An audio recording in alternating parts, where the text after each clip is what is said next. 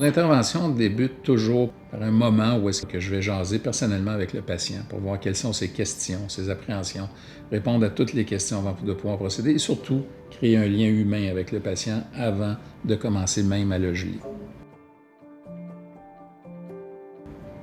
Par la suite, dans cette salle-ci où on va exécuter la chirurgie, il faut comprendre que c'est une chirurgie qui est menée de façon hautement stérile avec des standards de stérilité de salle d'opération chirurgicale dans les hôpitaux.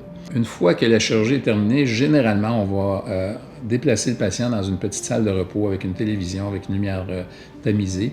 Et là, la personne va attendre que le technicien finalise la prothèse pour qu'il puisse avoir des dents pour s'en aller chez lui.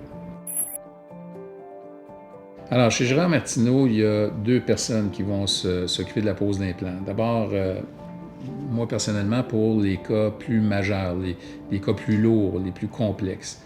Ensuite, on a le docteur Bourdon qui, lui, va s'occuper des cas plus limités, c'est-à-dire 1, 2, 3 ou 4 implants. Et généralement, il va le faire avec une technologie d'avant-garde, c'est-à-dire guidée par informatique, de manière à avoir des positionnements optimaux pour les implants.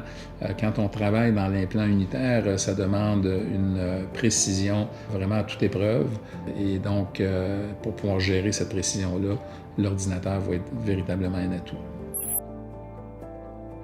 Donc, sujet très important, la plupart de nos patients ont peur. On va se le dire, je ne connais pas de patients qui n'ont pas d'appréhension. Et pour les aider, on va leur donner une médication orale, généralement, qui va faire en sorte qu'ils deviennent extrêmement détendus. Et donc, ça minimise beaucoup le sentiment d'anxiété sur le moment et aussi par la suite après la chirurgie.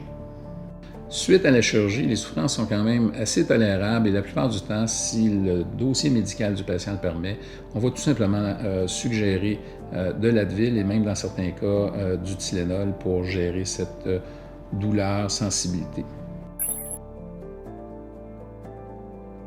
Il faut comprendre qu'un des blocages aux soins serait l'atteinte à l'estime de soi. Les gens qui viennent nous voir ont souvent ce genre de problème-là. Il est hors de question qu'on puisse suggérer à quelqu'un de ne pas avoir de dents quand il sort de la clinique ici. Donc non, personne ici ne sort de la clinique sans avoir des dents fixes.